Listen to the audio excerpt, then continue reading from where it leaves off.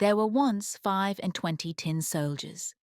They were all brothers, born of the same old tin spoon.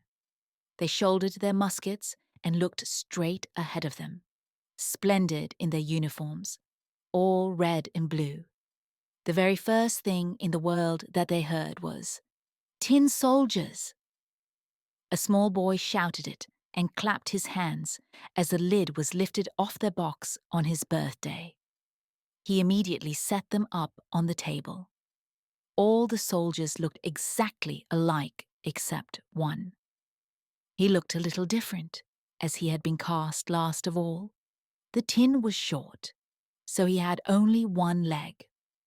But there he stood, as steady on one leg as any of the other soldiers on there too. But just you see, he'll be the remarkable one. On the table with the soldiers were many other playthings, and one that no eye could miss was a marvelous castle of cardboard. It had little windows through which you could look right inside it.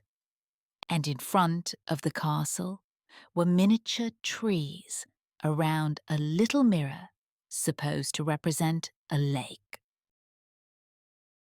The wax swans that swam on its surface were reflected in the mirror.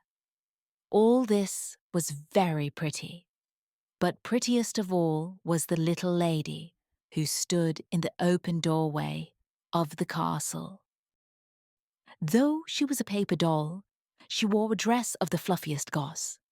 A tiny blue ribbon went over her shoulder for a scarf, and in the middle of it shone a spangle that was as big as her face. The little lady held out both her arms, as a ballet dancer does, and one leg was lifted so high behind her that the tin soldier couldn't see it at all, and he supposed she must have only one leg, as he did. That would be a wife for me, he thought, but maybe she's too grand. She lives in a castle. I have only a box, with 24 roommates to share it. That's no place for her, but I must try to make her acquaintance, still as stiff as when he stood at attention. He lay down on the table behind a snuff-box, where he could admire the dainty little dancer who kept standing on one leg without ever losing her balance. When the evening came, the other tin soldiers were put away in their box, and the people of the house went to bed. Now the toys began to play among themselves at visits and battles and at giving balls. The tin soldiers rattled about in their box, for they wanted to play too, but they could not get the lid open.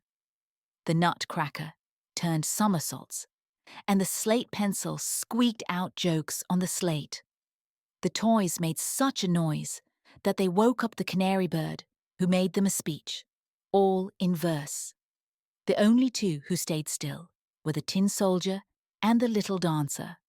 Without ever swerving from the tip of one toe, she held out her arms to him, and the tin soldier was just as steadfast on his one leg. Not once did he take his eyes off her. Then the clock struck 12 and clack! Up popped the lid of the snuff-box, but there was no snuff in it. No out bounced a little black bogey, a jack in the box.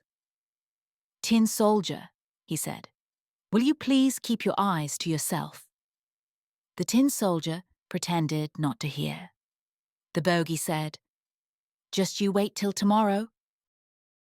But when morning came, and the children got up, the soldier was set on the window ledge. And whether the bogey did it, or there was a gust of wind, all of a sudden the window flew open and the soldier pitched out headlong from the 3rd floor. He fell at breathtaking speed and landed cap first, with his bayonet buried between the paving stones and his one leg stuck straight in the air. The housemaid and the little boy ran down to look for him, and, though they nearly stepped on the tin soldier, they walked right past without seeing him. If the soldier had called, "Here I am," they would surely have found him. But he thought it contemptible to raise an uproar while he was wearing his uniform. Soon it began to rain. The drops fell faster and faster until they came down by the bucketful. As soon as the rain let up, along came two young rapscallions. "Hi, look," one of them said.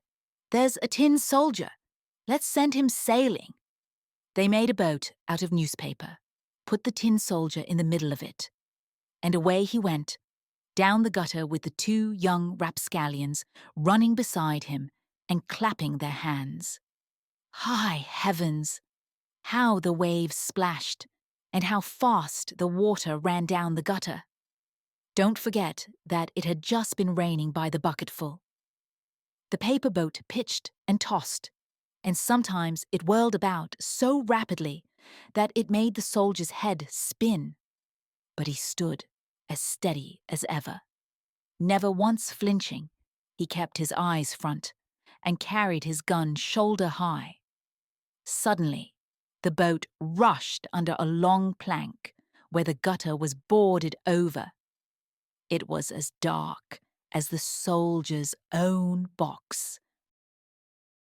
"Where can I be going?" the soldier wondered. "This must be that black bogey's revenge. Ah, if only I had the little lady with me, it could be twice as dark here for all that I would care." Out popped a great water rat who lived under the gutter plank. "Have you a passport?" said the rat. "Hand it over." The soldier kept quiet and held his musket tighter. On rushed the boat, and the rat came right after it, gnashing his teeth as he called to the sticks and straws. "Halt him! Stop him! He didn't pay his toll. He hasn't shown his passport." But the current ran stronger and stronger. The soldier could see daylight ahead, where the board ended. But he also heard a roar that would frighten the bravest of us. Hold on! Right at the end of that gutter plank, the water poured into the great canal. It was as dangerous to him as a waterfall would be to us. He was so near it, he could not possibly stop. The boat plunged into the whirlpool. The poor tin soldier stood as staunch as he could, and no one can say that he so much as blinked an eye. Thrice and again, the boat spun around. It filled to the top and was bound to sink. The water was up to his neck, and still the boat went down. Deeper, deeper, deeper, and the paper got soft and limp. Then the water rushed over his head. He thought of the pretty little dancer, whom he'd never see again, and in his ears rang an old, old song. "Farewell, farewell, O warrior brave, nobody can from death thee save." And now the paper boat broke beneath him, and the soldier sank right through. And just at that moment he was swallowed by a most enormous fish. My, how dark it was inside that fish!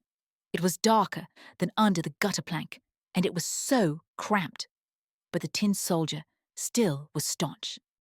He lay there, full length, soldier fashion, with musket to shoulder. Then the fish flopped and floundered in a most unaccountable way. Finally, it was perfectly still, and after a while, something struck through him like a flash of lightning.